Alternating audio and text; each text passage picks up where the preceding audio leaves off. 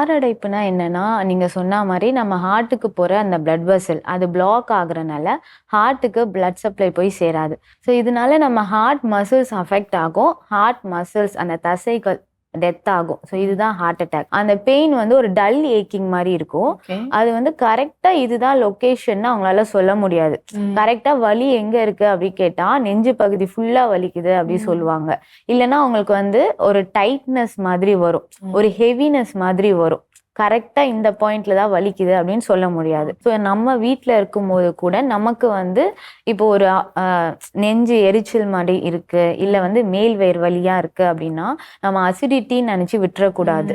So அது அசிடிட்டியா இருந்துச்சுன்னா நம்ம அசிடிட்டிக்கு அந்த மெடிசன்லாம் எடுக்கும் போது செட்டில் ஆயிடும். பட் நம்ம அந்த அசிடிட்டிக்கு மெடிசன் எடுத்து தொடர்ந்து வலி இருந்துட்டே இருக்குனாலே நம்ம ஒரு சேஃப்டிக்கு ஹாஸ்பிட்டல் போய் செக் பண்ணிக்கிறது ரொம்ப முக்கியம். வணக்கம் நேயர்களே, இந்த நாளிலும் கூட இந்த நிகழ்ச்சியின் மூலியமாக உங்கள் சந்திப்பதில் எனக்கு மிகுந்த சந்தோஷம்.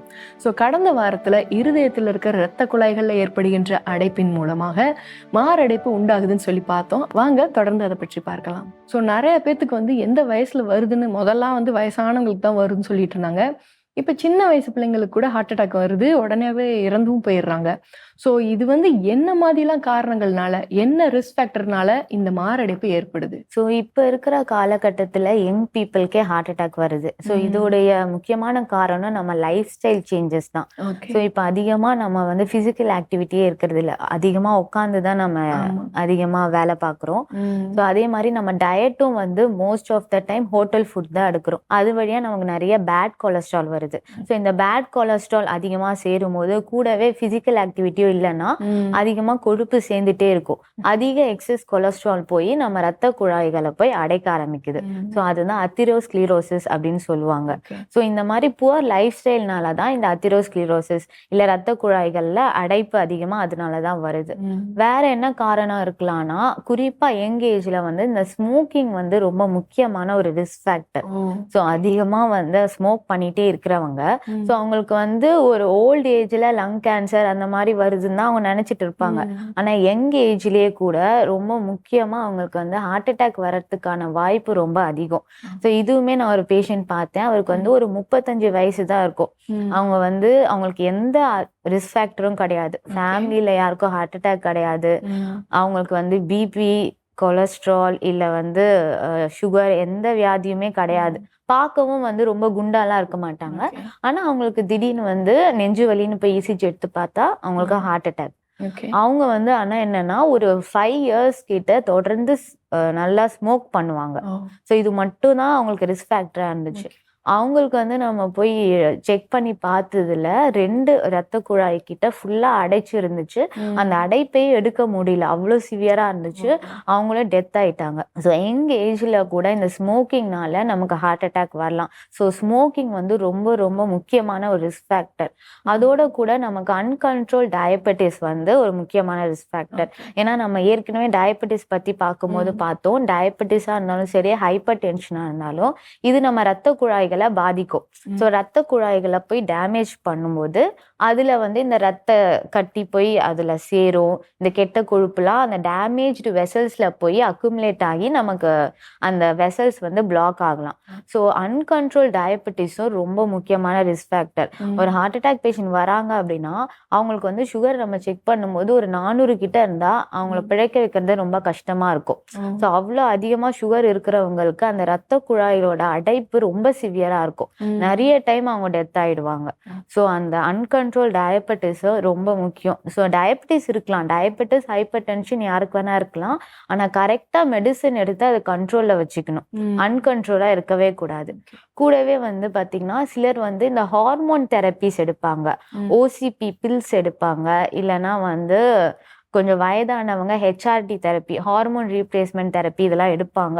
ஸோ இந்த மாதிரி ஆர்டிஃபிஷியலாக இந்த ஈஸ்ட்ரோஜன் ஹார்மோன்ஸ் கொடுக்கும்போது கூட அது இந்த ரத்த குழாய்களில் அடைப்பை வந்து அதிகப்படுத்தும். ஸோ அதே மாதிரி ஃபேமிலி ஹிஸ்ட்ரியில் கூட யாருக்காவது ஹார்ட் அட்டாக் இருந்துச்சுன்னா அந்த ஃபேமிலி வழியாக அந்த ஜீன்ஸ் வழியாக கூட அந்த ஃபியூச்சர் ஜெனரேஷன்ஸ்க்கு ஹார்ட் அட்டாக் வர அதிக வாய்ப்பு இருக்கு. ஸோ இதெல்லாம் ரிஸ்க் ஃபேக்டரா இருக்கு. அந்த ரிஸ்க் ஃபேக்டர்ஸ் வந்து ஒரு நபருக்கு அதிகமாக இருந்துச்சு அப்படின்னா ஒரு சில டெஸ்ட் எல்லாம் எடுத்தா இப்போ நிறைய பேர் இசிஜிலாம் எடுத்துக்கிறாங்க. ஸோ எந்த விதமான டெஸ்ட் எல்லாம் நம்ம எடுத்தா ஒருத்தவங்களுக்கு மாரடைப்பு அந்த ஸ்டேஜில் இருக்காங்கன்னு சொல்லிட்டு முன்னாடியே கண்டுபிடிச்சிக்கலாம்? இது வந்து அவங்களுக்கு ஒரு முன்னெச்சரிப்பா இருக்கும்ல.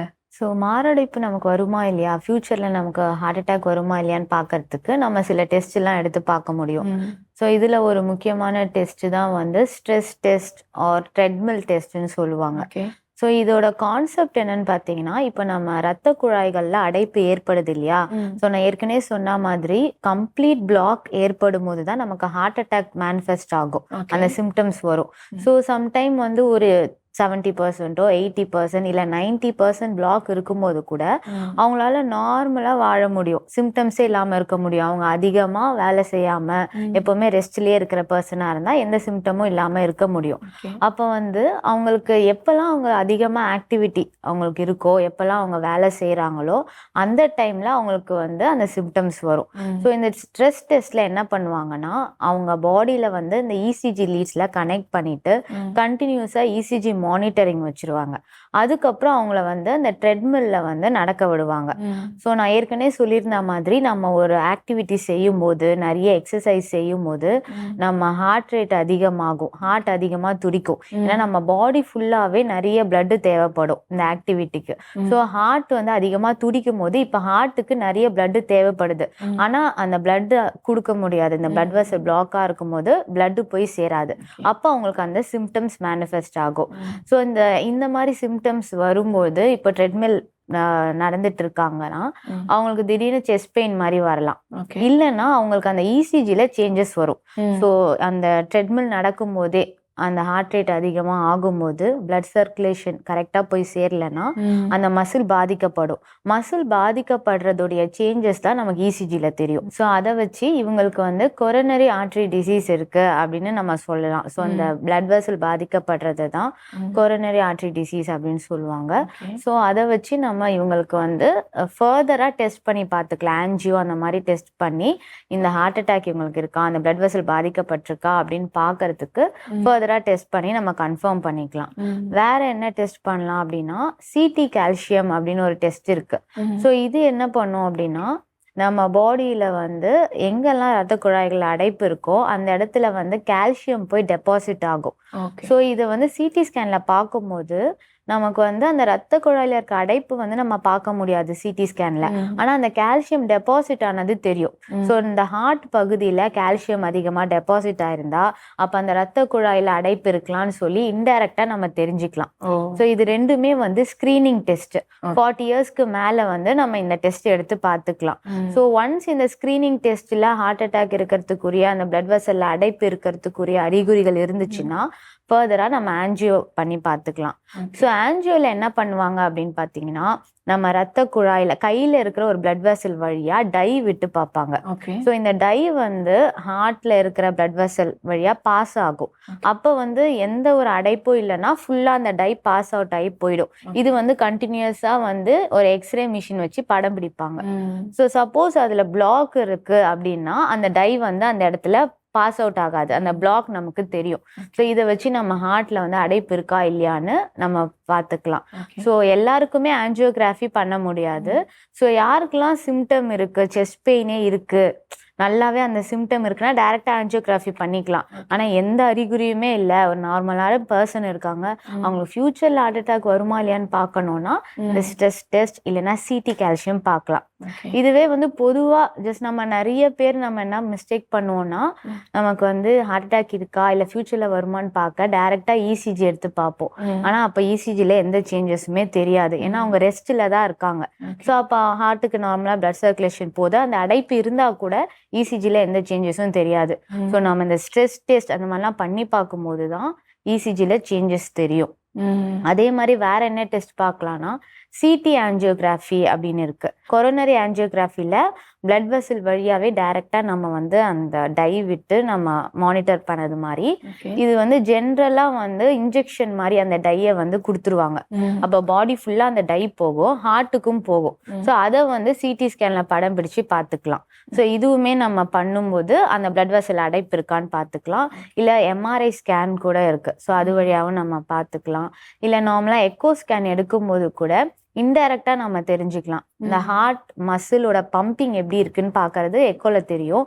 ஸோ ஒரு பக்கம் ஹார்ட்ல சரியா பம்பிங் இல்லைன்னா ஒருவேளை அவங்களுக்கு வந்து அந்த ரத்த குழாயில அடைப்பு இருக்கலாம் அப்படின்னு நம்ம இன்டைரக்டா தெரிஞ்சுக்கிட்டு ஆன்ஜியோ பண்ணி பார்க்கலாம். ஸோ மேஜரா வந்து இந்த ஸ்ட்ரெஸ் டெஸ்ட்டும் அதுக்கப்புறம் சிடி கால்சியம் தான் ஸ்கிரீனிங்க்கு பொதுவா பண்ணுவாங்க. ஓகே டாக்டர், இப்போ 2 விதமான ஸ்கிரீனிங் டெஸ்ட் சொன்னீங்க. ஓகே, இப்போ வீட்டில் இருக்கிற ஒரு நபருக்கு வந்து நார்மலாக நெஞ்சு வலி வருது, மாரடைப்பு வருது, அதுக்கு என்ன பண்ணணும்? ஏன்னா இப்போ ஹாஸ்பிட்டல்ஸ்க்கு போனால் நிறைய பேருக்கு இன்ஜெக்ஷன் போடுறாங்க, ஒரு சில பேருக்கு வந்து ஸ்டென்ட் வைக்கிறாங்க, ஒரு சிலருக்கு வந்து பைபாஸ் சர்ஜரி பண்ணுறாங்க. ஸோ யார் யாருக்கெல்லாம் என்னென்ன மாதிரி ட்ரீட்மெண்ட்ஸ் வந்து கொடுப்பாங்க? ஸோ இப்போ ஒருத்தவங்களுக்கு வந்து வீட்டில் திடீர்னு செஸ்ட் பெயின் வந்துருச்சு அப்படின்னா உடனே ஹாஸ்பிட்டல் கூட்டிட்டு போனோம். அதுதான் ரொம்ப ரொம்ப முக்கியமானது. ஏன்னா நம்ம ஏற்கனவே சொன்ன மாதிரி time is muscle. Time waste பண்ண நமக்கு வந்து அந்த மசில் டேமேஜ் ஆயிட்டே வரும். ஸோ எப்போ திடீர்னு ஹார்ட் அரெஸ்ட் ஆகும், கார்டியாக் அரெஸ்ட் வரும்னு நமக்கு தெரியாது. ஸோ ஒருத்தவங்க செஸ்ட் பெயின் வந்துருச்சுன்னா அதுக்கப்புறம் அவங்கள நடக்க விடாம இம்மீடியட்டா ஆம்புலன்ஸ் கால் பண்ணி அவங்கள நம்ம ஹாஸ்பிட்டல் கூட்டிட்டு போகணும். இதுவே நம்ம கூட்டிட்டு போகும்போதே பக்கத்திலேயே ஒரு நல்ல பெரிய ஹாஸ்பிட்டல், எல்லா ஃபெசிலிட்டியும் இருக்கிற ஹாஸ்பிட்டல், ஹார்ட் டாக்டர் எல்லாம் இருக்கிற ஹாஸ்பிட்டல் இருந்தா அங்கதான் கூட்டிட்டு போகணும். சோ அதுவே வந்து ஒரு 2 hours டிராவல்குள்ள அந்த ஹாஸ்பிட்டல் போயிடலாம்னா கூட அங்கதான் நம்ம கூட்டிட்டு போகணும். சப்போஸ் அந்த மாதிரி அது ரொம்ப தூரத்துல இருக்கு, பக்கத்துல அந்த மாதிரி ஃபெசிலிட்டி இல்ல, பக்கத்துல ஒரு பெரிய கவர்மெண்ட் ஹாஸ்பிட்டல் இருக்கு, இல்ல ஓரளவுக்கு ஒரு மீடியமான ஹாஸ்பிட்டல் இருந்தா அங்க கூட்டிட்டு போகலாம். ஸோ டைம் ரொம்ப டிலே ஆகாம நம்ம எங்க கூட்டிட்டு போறது அப்படின்னு ஃபர்ஸ்ட் டிசைட் பண்ணி அங்க கூட்டிட்டு போகணும். இதுவே எல்லா ஃபெசிலிட்டியும் இருக்கிற ஹாஸ்பிட்டல் கூட்டிட்டு போயிட்டோம்னா ஃபர்ஸ்ட் அவங்களுக்கு வந்து ஆன்ஜியோ தான் பண்ணுவாங்க. ஸோ அதுதான் வந்து ஃபர்ஸ்ட் முக்கியமான ட்ரீட்மெண்ட். ஸோ ஃபர்ஸ்ட் ஒரு பேஷண்ட் போயிட்டாங்க செஸ்ட் பெயின்னா இசிஜி எடுத்து பார்ப்பாங்க. அதுல ஹார்ட் அட்டாக் உரிய அறிகுறி இருந்தா எக்கோ பார்த்துட்டு இம்மிடியட்டா அவங்கள ஆன்ஜியோக்கு ஷிஃப்ட் பண்ணி ஆன்ஜியோ பண்ணுவாங்க. ஸோ இந்த ஆன்ஜியோல என்ன பண்ணுவாங்கன்னா நம்ம ஏற்கனவே சொன்ன மாதிரி ஃபர்ஸ்ட் டை கொடுத்து பார்ப்பாங்க. ஸோ அந்த கையில இருக்க பிளட் வெசல் இல்ல தொடையில இருக்கிற பிளட் வெசல் வழியா டை இன்ஜெக்ட் பண்ணி அந்த பிளட் வெசல் எங்கெல்லாம் அடைப்பு இருக்கு அப்படின்னு ஃபர்ஸ்ட் பார்த்துக்குவாங்க. அப்புறம் அதே பிளட் வெசல் ரத்த குழாய் வழியா ஒரு சின்ன டியூப் மாதிரி உள்ள விட்டு அந்த ரத்த குழாயில அடைப்பு இருக்கு இல்லையா, அந்த பகுதியில அந்த டியூபை விட்டுட்டு அந்த இடத்துல அந்த டியூபை வந்து எக்ஸ்பேண்ட் பண்ணுவாங்க. பலூன் மாதிரி அது விரியும். அந்த மாதிரி விரியும் போது அந்த நேரோவா இருக்கிற அந்த பிளட் வெசல் விரிவடையும். பலூன் ஆஞ்சியோபிளாஸ்டின்னு சொல்லுவாங்க. ஸோ ஃபர்ஸ்ட் அந்த பிளட் வெசலை விரிவுபடுத்தும் போதே நல்லா பிளட் சர்க்குலேஷன் போயிடும். ஸோ இம்மீடியட்டாவே இந்த பலூன் ஆஞ்சியோபிளாஸ்டியாவது பண்ணிடணும். யூஸ்வலா டைமிங் இருக்கு. ஸோ ஒருத்தவங்களுக்கு ஹார்ட் அட்டாக் வருது, அவங்க ஹாஸ்பிட்டல் போறாங்கன்னா ஒரு 90 minutesக்குள்ள டைரக்டா அவங்கள ஷிஃப்ட் பண்ணி இந்த ஆஞ்சியோபிளாஸ்டி பண்ணிடணும். ஸோ அந்த மாதிரி மசில் அந்த இடத்துல அந்த ரத்த குழாய்களை விரிவுபடுத்தும் போது இம்மீடியட்டா பிளட் சர்க்குலேஷன் போய் அந்த மசிலை ரிஸ்டோர் பண்ணிடும். ஸோ அந்த பிளட் வெசலை விரிவுபடுத்திட்டு அப்படியே விட மாட்டாங்க, திரும்ப அதை க்ளோஸ் ஆயிக்காம இருக்க ஸ்டென்ட் வச்சுட்டு வருவாங்க. ஸோ இதுதான் ஒரு முக்கியமான ப்ரொசீஜர். இதுதான் ஃபர்ஸ்ட் ஆப்ஷன். ஸோ இதுதான் பொதுவா பண்ணுவாங்க. அடுத்த ஆப்ஷன் என்னன்னா, இப்ப நான் சொன்ன மாதிரி தூரமா இருக்கு, இந்த ஹாஸ்பிட்டல் போக முடியாது, ரொம்ப நேரம் ஆயிடும் அப்படின்னா நம்ம பக்கத்துல இருக்கிற ஏதாவது ஒரு மீடியமான ஹாஸ்பிட்டல் போகலாம்.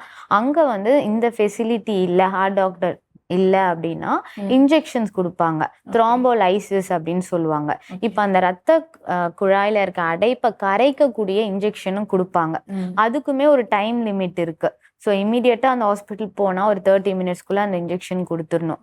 ஸோ யூஸ்வலா பார்த்தா ஒரு 12 hoursக்குள்ள இந்த இன்ஜெக்ஷன் கொடுக்கலாம். இப்போ 12 hours மேல வலி வந்து 12 hours மேல நீங்க ஹாஸ்பிட்டல் போனீங்கன்னா இந்த இன்ஜெக்ஷன் கொடுக்க முடியாது. ஏன்னா அந்த ரத்த கட்டி ரொம்ப ஹார்டா ஃபார்ம் ஆயிடும். அப்ப இந்த இன்ஜெக்ஷன் கொடுக்கும்போது அது சரியா கரையாம பெரிய பெரிய கட்டியா போய் நிறைய வெசலை பிளாக் பண்ணிடும்.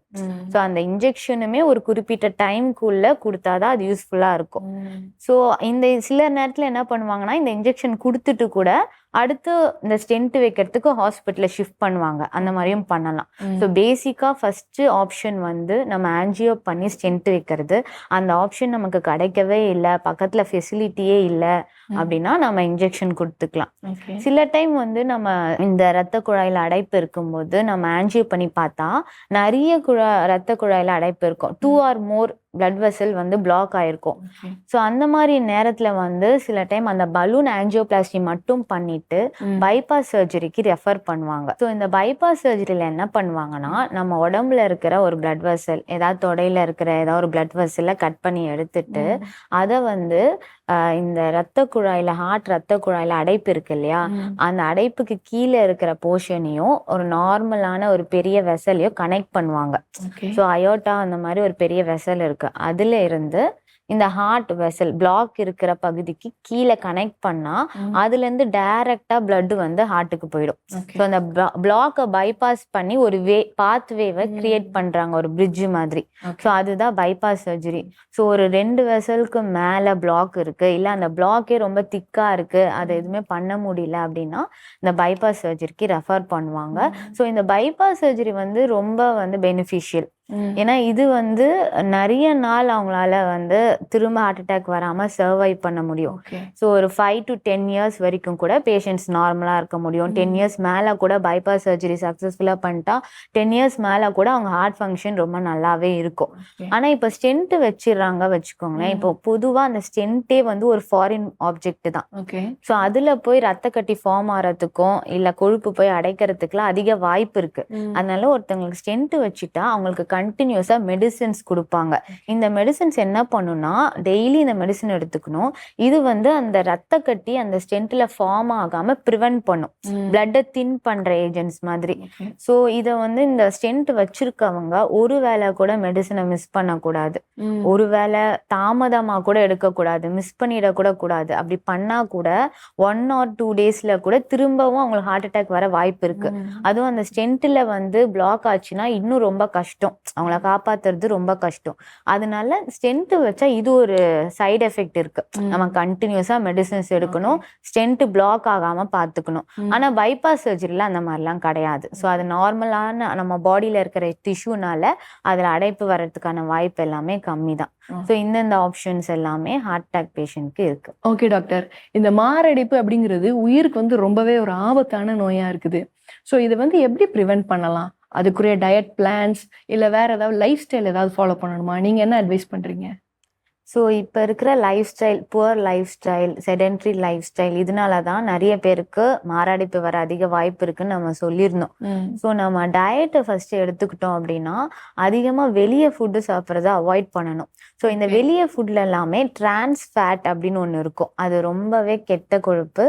ஸோ அது நம்ம பாடிக்கு போகும்போது நம்ம பாடியில இருக்கிற LDL அப்படின்ற அந்த கொலஸ்ட்ரால், அதுதான் பேட் கொலஸ்ட்ரால், அதோட லெவல் அதிகப்படுத்தும். அதே மாதிரி அதிகமா சேச்சுரேட்டட் ஃபேட், அதுவும் வந்து பாத்தீங்கன்னா இந்த பட்டர், சீஸ் இல்ல மட்டன் இந்த மாதிரி மீட்ல எல்லாம் அதிகமா இருக்கும்.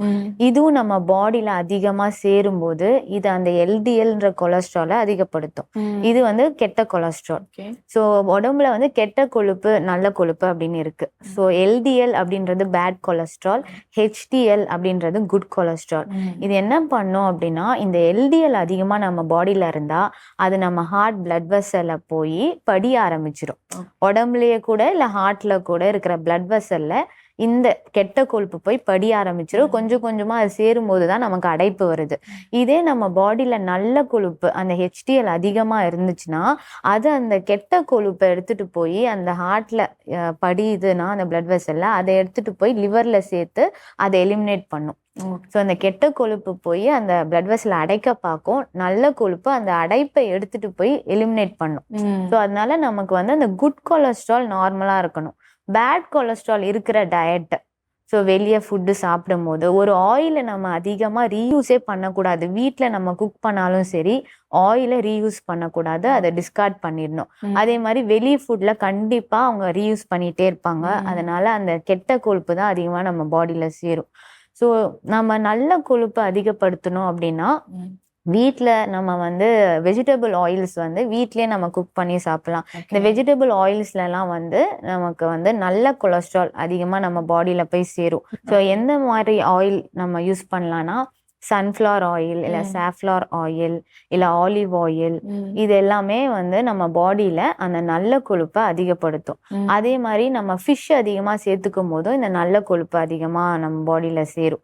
ஃபிஷ்லேயே வந்து பார்த்தீங்கன்னா சால்மன், டியூனா இந்த மாதிரி ஃபிஷ்ஷு, இல்லை நம்ம நாட்டில் கிடைக்கிற மீனில் வந்து மத்தி மீன் இல்லை காணாங்கெளுத்தி மீன், இந்த மாதிரி ஃபிஷ்லலாம் குட் கொலஸ்ட்ரால் அதிகமாக இருக்கும். அதே மாதிரி ஃப்ரூட்ஸ் அண்ட் வெஜிடபிள்ஸ் அதிகமாக எடுத்துக்கணும். இதில் வந்து ஆன்டி ஆக்சிடென்ட்ஸ் இருக்கும். ஸோ இந்த ஆன்டி ஆக்சிடென்ட்டை என்ன பண்ணுன்னா இந்த ரத்த குழாயில் இருக்க அடைப்பை வந்து கிளியர் பண்ண யூஸ்ஃபுல்லாக இருக்கும். ரத்த குழாய்களில் வர டேமேஜ் எல்லாம் ப்ரிவென்ட் பண்ணும். ஸோ ஃப்ரூட்ஸ் வெஜிடபிள்ஸ் அதிகமாக எடுத்துக்கணும். வீட்டில் சமைச்சு சாப்பிடணும், வெளியே வாங்கி சாப்பிட்றத நம்ம அவாய்ட் பண்ணிக்கணும். அதே மாதிரி நம்ம அதிகமாக நல்லா எக்ஸசைஸ் பண்ணணும். ஸோ எக்ஸசைஸ் வந்து ரொம்ப ரொம்ப அவசியம். ரிசர்ச்ல என்ன கண்டுபிடிச்சிருக்காங்கன்னா, ஒரு நாளைக்கு நம்ம ஒரு 10 hours மேல உட்காந்துட்டு இருந்தா அது வந்து ஒரு 60% வாய்ப்பு இருக்கு நம்ம ஹார்ட்டை பாதிக்க. ஹார்ட் ஃபெயிலியர் வர்றதுக்கு இல்லை ஹார்ட் ப்ராப்ளம்ஸ் வர்றதுக்கு 60% சான்ஸ் இருக்கு. ஸோ கண்டினியூஸா உட்காரலனா கூட நம்ம ஒரு ஹோல் டேல ஒரு 10 hours நம்ம உட்காந்துருப்போம்னா இந்த மாதிரி ஹார்ட் ப்ராப்ளம்ஸ் வர்றதுக்கான வாய்ப்பு அதிகம். ஸோ அதிகமாக உட்காந்தே இருக்கக்கூடாது. ஸோ ஒரு 20 minutes ஒன்ஸ் நம்ம எந்திரிச்சு நடக்கணும், இல்லை 2 hours ஒன்ஸ் ஒரு சின்ன ஆக்டிவிட்டி நம்ம செய்யலாம். ஸோ ஒரு நாளைக்கு வந்து பார்த்தீங்கன்னா ஒரு 1/2 hour நம்ம எக்ஸசைஸ் செய்யணும். ஆனால் இந்த மாதிரி எக்ஸசைஸ் செஞ்சால் கூட 10 hours மேலே உட்காந்துருந்தா நமக்கு ரிஸ்க் அதிகமாக தான் இருக்கு. ஸோ 10 hours மேலே உட்காரவே கூடாது. அதோட கூட ஃபிசிக்கல் ஆக்டிவிட்டி அதிகமாக இருக்கணும். 1 வீக்குக்கு 150 minutes கிட்ட நம்ம எக்ஸசைஸ் பண்ணியிருக்கணும். ஸோ அந்த செடென்ட்ரி லைஃப் ஸ்டைலை நம்ம ப்ரிவென்ட் பண்ணாலே நமக்கு இருக்கிற இந்த ரிஸ்க் வந்து ரொம்பவே குறையும். அதோட கூட நம்ம வந்து ஸ்ட்ரெஸ்ஸை வந்து அவாய்ட் பண்ணணும். ஸோ ரொம்ப முக்கியமானது. ஸோ நம்ம அதிகமாக ஸ்ட்ரெஸ் ஆகும்போது, ஒர்க் ப்ரெஷராக இருக்கலாம், எதுனாலேனாலும் நம்ம ஸ்ட்ரெஸ் ஆகும்போது இந்த ஸ்ட்ரெஸ் ஹார்மோன்ஸ் அதிகமாக நம்ம பாடியில் ரிலீஸ் ஆகும். அது வந்து நம்ம ஹார்ட்டை பாதிக்கும். ஸோ அதிகமாக நம்ம ஸ்ட்ரெஸ் ஆகாமல் இருக்கணும். ஸோ ஸ்ட்ரெஸ் ஆகாமல் இருக்கிறதுக்கு வந்து நம்ம மைண்டை ஃப்ரீயாக வச்சுக்கணும். ஸோ நம்ம வந்து எப்பவுமே தேவையில்லாததை யோசிச்சுட்டு இருக்கக்கூடாது. ஸோ அந்த மாதிரி யோசிக்கும் போது தான் நம்ம ஸ்ட்ரெஸ் ஆகி அந்த ஸ்ட்ரெஸ் ஹார்மோன்ஸ் வந்து ரிலீஸ் ஆகும். அதே மாதிரி ரொம்ப கோவப்படக்கூடாது. நம்ம அந்த பீக் ஆஃப் ஆங்கர்ல நிறைய ஸ்ட்ரெஸ் ஹார்மோன்ஸ் ரிலீஸ் ஆகும். அது போய் நம்ம ஹார்ட்டை டேமேஜ் பண்ணும். ஸோ எப்பவுமே ஒரு காமான லைஃப் ஸ்டைல் இருக்கணும். அதிகமாக சிரிக்கணும். நம்ம சிரிக்கும் போது அது நம்ம உடம்புக்கு ரொம்ப நல்லது. ஸோ ஸ்ட்ரெஸ் எல்லாமே நம்ம அவாய்ட் பண்ணணும். அதோட கூட நமக்கு இருக்கிற அந்த பேட் ஹேபிட்ஸ், ஸ்மோக்கிங் அந்த மாதிரி இருந்தால் அதை கண்டிப்பாக நம்ம ஸ்டாப் பண்ணணும். அது ரொம்ப அவசியம். ஸோ அதே மாதிரி அடிக்கடி நம்ம பிளட் கொலஸ்ட்ரால் லெவல்ஸை செக் பண்ணி பார்த்துக்கணும். ஸோ நமக்கு வந்து டயபெட்டிஸ், ஹைப்பர் டென்ஷன் இருக்கோ இல்லையோ 6 months ஒன்ஸ் 40 years மேலே இருக்கிறவங்க எல்லாமே ரொட்டீன் பிளட் செக்அப் பண்ணணும். அதில் லைபிட் ப்ரொஃபைல், அதுதான் வந்து fasting lipid values cholesterol test.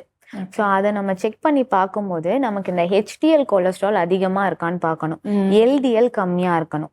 So இதுவே ஆப்போசிட்டா இருந்தா ஹார்ட் அட்டாக் வர்றதுக்கான ரிஸ்க் அதிகம். ஸோ கரெக்டா நம்ம பிளட் கொலஸ்ட்ரால் லெவல்ஸையும் மெயின்டைன் பண்ணணும். ஸோ இதெல்லாம் நம்ம கரெக்டா ஃபாலோ பண்ணா நமக்கு ஃபியூச்சர்ல ஹார்ட் அட்டாக் வர்றதுக்கான ரிஸ்க் வந்து நம்ம நல்லாவே குறைக்க முடியும். ஓகே ஓகே டாக்டர், இப்போ இவ்வளோ நேரமாக வந்து மாரடைப்பு ஏன் வருது, அதுக்குரிய ரிஸ்க் என்னென்ன, நம்ம எப்படி எல்லாம் அவாய்ட் பண்ணலாம், ப்ரிவென்ட் பண்ணலாம்னு சொன்னீங்க. இப்போ பார்த்து கொண்டு இருக்க நேயர்களுக்கு நீங்கள் டேக் ஹோம் மெசேஜாக என்ன சொல்ல விரும்புறீங்க? ஸோ நேர்களே, இவ்வளோ நேரம் நாங்கள் பேசினதை கேட்டிருப்பீங்க. ஸோ இந்த ஹார்ட் அட்டாக் உண்மையாகவே ஒரு லைஃப் த்ரெட்டனிங் கண்டிஷன் தான். ஸோ இந்த காலகட்டத்திலையும் நம்ம புவர் லைஃப் ஸ்டைல்னால, புவர் டயட்ரி ஹேபிட்ஸ்னால நமக்கு இந்த நாட்களில் நிறைய பேர் இந்த ஹார்ட் அட்டாக்னால பாதிக்கப்படுறாங்க. ஸோ நம்ம முக்கியமாக இந்த ஹார்ட் அட்டாக் வராமல் தவிர்க்க நம்ம லைஃப் ஸ்டைல் சேஞ்சஸ் ரொம்ப முக்கியம் நமக்கு. ஸோ நல்ல டயட் எடுத்துக்கோங்க, வீட்டில் சமைச்சு சாப்பிடுங்க, ஹோட்டல் ஃபுட்ஸ் அவாய்ட் பண்ணுங்க. அதே மாதிரி கண்டிப்பாக டெய்லி நமக்கு நல்ல ஃபிசிக்கல் ஆக்டிவிட்டி இருக்கணும். ஸோ இதெல்லாம் நம்ம செய்யும் போது ஹார்ட் அட்டாக் வராமல் ப்ரிவென்ட் பண்ணிக்கலாம். ஸோ அதே மாதிரி ரொம்ப முக்கியமாக நான் ஒன்று சொல்ல வேண்டியது என்னென்னா, உங்களுக்கு தெரிஞ்சவங்க யாராவது வீட்டில் கூட இல்லை உங்களுக்கே கூட செஸ்ட் பெயின் வந்தால் அது நார்மல் பெயினாக தான் இருக்கும் அப்படின்னு சொல்லி அதை போய் செக் பண்ணாமல் விட்டுறாதீங்க. ஒரு இசிஜி எடுத்து பார்க்கறது வந்து எந்த வகையிலும் நமக்கு எந்த ஒரு பாதிப்பும் கொடுக்க போகிறதில்ல. ஸோ ஒரு 10 இசிஜி கூட எடுத்து பார்க்கலாம். ஆனால் முக்கியமாக நமக்கு ஹார்ட் அட்டாக் இருக்கிற நேரத்தில் நம்ம ஒரு இசிஜி எடுக்காமல் விடுறதுனால நம்ம உயிருக்கே ஆபத்தாக அது இருக்கலாம். ஸோ கண்டிப்பாக வந்து நமக்கு செஸ்ட் பெயின் இருந்தால் உடனே போய் ஹாஸ்பிட்டலில் பாருங்கள். உங்களுக்கு ஹார்ட் அட்டாக் அப்படின்னு சொல்லிட்டாங்க அப்படின்னா இமீடியட்டாக அந்த ட்ரீட்மெண்ட் எடுத்துக்கோங்க. ஸோ எனக்கு இந்த ஹாஸ்பிட்டல் வேணாம், நான் வேறு ஹாஸ்பிட்டல் போகிறேன், இல்லை எனக்கு இது டவுட்டாக இருக்குது அப்படின்லாம் நீங்கள் வந்து காலந்தாமதம் பண்ணக்கூடாது. நான் ஏற்கனவே சொன்ன மாதிரி டைம் இஸ் மசில். ஸோ ஒரு ஹார்ட் அட்டாக் சிம்டம் இருக்குன்னா இம்மீடியட்டாக நீங்கள் போய் ட்ரீட்மெண்ட் எடுத்துக்கணும். டைம் வேஸ்டே பண்ணக்கூடாது. அது ரொம்ப ரொம்ப அவசியம். ஸோ நம்ம இதெல்லாம் செய்யும்போது நம்ம தேவையில்லாமல் அந்த ஹார்ட் அட்டாக்னால வருகிற உயிரிழப்புகளை தவிர்க்கலாம். தேங்க்யூ. ரொம்ப நன்றி டாக்டர். ஸோ இவ்வளோ நேரமாக வந்து இருதயத்தில் ஏற்படுகின்ற அந்த இரத்த குழாயின் அடைப்புனால மாரடைப்பு எப்படி வருது, அதுலேருந்து நம்மளை எப்படி வந்து நம்ம பாதுகாப்பாக வச்சுக்கலாம், என்ன மாதிரி டயட் பிளான்ஸ் எடுத்துக்கலாம், என்ன மாதிரி லைஃப் ஸ்டைல் இருக்குன்னு சொல்லிட்டு நிறைய அட்வைஸ் கொடுத்தீங்க. ரொம்ப நன்றி டாக்டர். தேங்க்யூ. என்ன நேயர்களே, இவ்வளவு நேரமாக இருதயத்தை நம்ம எப்படி பாதுகாப்பாக வச்சுக்கணும்னு சொல்லிட்டு அநேக ஆலோசனைகளை டாக்டர் மூலியமா கேட்டு தெரிஞ்சுக்கொண்டீங்களா? ரொம்பவும் உங்களுக்கு பயனுள்ளதாக இருக்குன்னு நம்புகிறேன். அடுத்த வாரத்திலையும் கூட இன்னொரு மருத்துவ ஆலோசனையோடு கூட உங்களை சந்திக்கிறோம். நன்றி.